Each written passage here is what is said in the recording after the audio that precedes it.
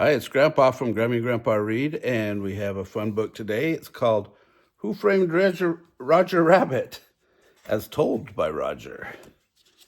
It's a Disney book. This was a fun movie back in the day. Most people think it's simple being a cartoon character. They say it's a breeze, a snap, a piece of cake. Ha! That's a laugh. And I should know, I'm Roger Rabbit, king of the comics, guru of the grins, sultan of smiles. You see, cartoon characters, toons, they call us, are really just actors. We live in a place called Toontown, and we go to work like anybody else. Take me, for instance. I spend most of my time on movie sets at the Maroon Cartoon Studios. My boss is R.K. Maroon. While I was on the set one day, he was upstairs talking to a detective, a gumshoe, a private eye named Eddie Valiant. Okay, Valiant, here's the deal. Roger Rabbit's wife, Jessica, has been getting friendly with another guy, and I want you to look into it. Get some pictures to wise the rabbit up. Forget it, Maroon. I don't work in Toontown. You don't have to. She sings at a place called the Ink and Paint Club. Toon Review, strictly humans only. Eddie looked into it. All right. He went to the club that night and caught Jessica's act. When the curtain opened, he was surprised, astonished, stupefied. Jessica wasn't a rabbit at all. She was beautiful. She's married to Roger Rabbit? After the show, he sneaked into an alley behind the club and got his camera. He took pictures of Jessie, the light of his life, the apple of his eye, the cream of his coffee, playing patty cake with another man. Eddie was surprised to see who it was. Well, what do you know? It's Marvin Acme. Marvin Acme made trick movie props like hand buzzers and whoopee cushions. Oh, and one more thing, he was the owner of Toontown. When Eddie showed me the pictures of R.K. Maroon's office, I could hardly bear to look. I don't believe it. I won't believe it. I shan't believe it. Believe it. I took the pictures myself, you screwy toon. Here, have a soda and calm down. I was so upset I forgot what always happens when I drink a soda. Before I knew it, my head had turned into a giant steam whistle. I let out a blast and rocketed through the window. Eddie thought the job was over, finished, kaput. But the next morning, the police showed up and took him to see Judge Doom. What the judge told him was absolutely astounding. Last night, someone dropped a safe on Marvin Acme. It had to be the rabbit. When I catch him, here's what I'll do. His weasel helpers backed up a truck with a vat of turpentine. The judge held a toon shoe over it and dipped it in. The shoe melted into a puddle of paint. My knees get wobbly just thinking about it. Eddie got a tip that Acme's will was missing. Not only that, the will left Toontown to us toons. Eddie figured if he could find Acme's will, it might point to the real culprit and get yours truly off the hook. Smart guy, that Eddie. When he got back to his office, he took a look, a glimpse, a gander at the patty cake picture, and he noticed something. Hey, there's the will. It's right in Acme's back pocket. That's when I popped up. You've got to help me, Eddie. What are you doing here? The police are looking for you. I didn't do it, I swear. Last night I went to see Jessie in her dressing room, but she was gone. I even found some blank paper and wrote her a love letter. I'm innocent, Eddie. Please help me. Yeah, I'll see what I can do. I gave him a big smack on the lips. How can I repay you? For starters, don't ever kiss me again. That night, Eddie sneaked into Jessica's dressing room to look for the will. He heard a noise. Then everything went black. The next thing he knew, he was sitting in a chair looking up at Judge Doom, Jessica, and the weasels. Searching for something, Mr. Valiant? Yeah, Acme's will. Seen it? He had no will. Take him downtown, boys. Downtown Toontown.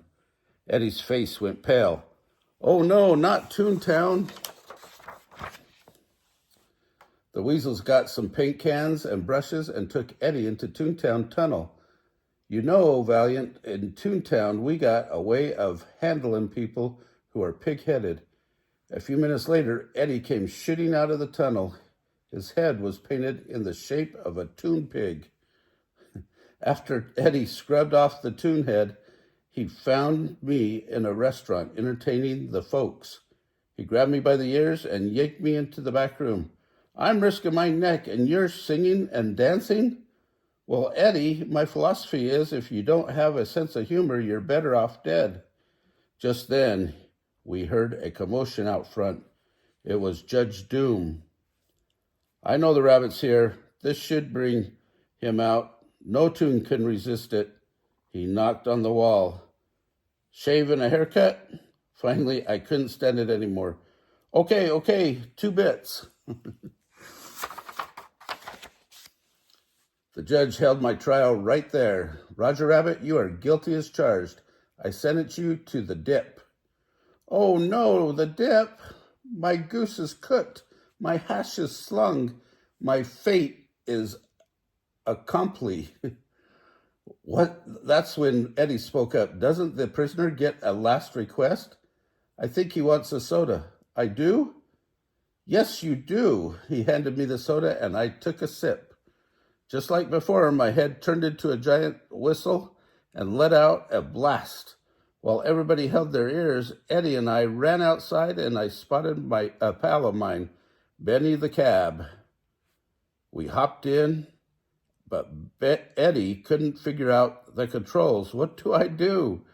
Benny raced his engine. Nothing except hang on to your hat. A few minutes later, we were home free, out of the woods, in like Flynn. Benny dropped us off in front of a movie theater. If you ever need a lift, just stick out your thumb. We hid in the theater where a cartoon was playing. The crowd was cracking up, going wild, rolling in the aisles. Everybody but Eddie. Hey, Eddie, how come you never laugh? You want to know? My brother was bumped off in Toontown. A toon dropped a piano on him, then ran off. No one's seen him since. You must hate me. No wonder you yanked my ears. I don't hate you, and I'm sorry I yanked your ears, okay? Now I understood why he was such a sourpuss all the time. Eddie was suspicious of R.K. Maroon, so we drove to the studio to visit him. Eddie went upstairs and I watched the parking lot. I was supposed to honk the horn if I saw anything fishy, cockeyed, out of line. A minute later, I heard a noise, but before I could do anything, somebody clobbered me over the head with a frying pan, then dumped me into the trunk of a car. Upstairs, Eddie had convinced R.K. Maroon to talk. It's not what you think, Valiant. A company called Cloverleaf Oil wanted to buy my land, but only if they could get Toontown. I had you take those pictures of Acme so he'd sell his land. Okay, it was a lousy thing to do, but I didn't drop a safe on his head. What's Cloverleaf got to do with Toontown? Drill for oil? Worse than that, they're planning to. There's a shot and Maroon fell to the floor. Eddie looked out the window and saw Jessica hot-footing it to her car.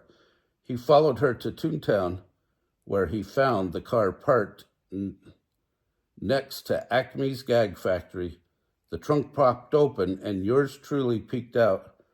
What happened, Eddie? 1 minute I'm about to whistle. Next thing I know, it's goodnight, nurse. That was no nurse. It was your wife. You can't He handcuffed me to his steering wheel. I'm going after her. You're staying right here. When he left, I started the car. Maybe I'll go for a spin.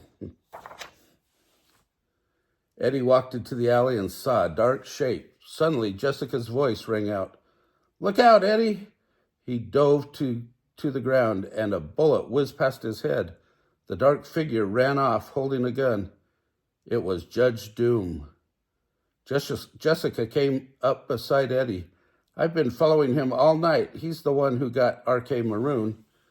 Lady, I guess I had you pegged wrong. She told Eddie the whole story. You see, Valiant, Judge Doom, was behind it all. He wanted Toontown. He wanted the will, too, but Acme left that with me. Funny thing about that will, it turned out to be just a blank piece of paper. Good old Marvin, a joker to the end, but the joke was on them. A gang of weasels blocked the alleyway. They hauled them off to Acme's gag factory. What they didn't know was that I was right behind them. I managed to slip out of the cuffs and sneak inside where Doom was giving Valiant the scoop, the poop, the lowdown. If the will doesn't turn up in 15 minutes, Toontown is legally mine. You see, I am Cloverleaf Oil. He brought out a huge dip cannon. Once I own Toontown, I'm using this to dip it off the face of the earth. Dip Toontown? It was too terrible to believe. I decided it was time to bite the bullet. Hit the beach, okay the corral. I dove into the plumbing and shot out of a drain, sending the weasels flying. I turned to Judge Doom. You think you can get away with this? Ha! We Toons may be idiotic, but we're not stupid. While I was yapping away, one of Doom's buddies pushed a stack of bricks off the rafters right above me. Jesse hurried over. Roger, say something. Look at the pretty stars. They had They had tied Jesse and me to a big hook and turned on the dip cannon. Then the judge grabbed an oxygen tank and started sucking oxygen. He stretched and changed, blowing up like a balloon. Eddie staggered back. Holy Toledo, you're a toon. Not just any toon, Eddie.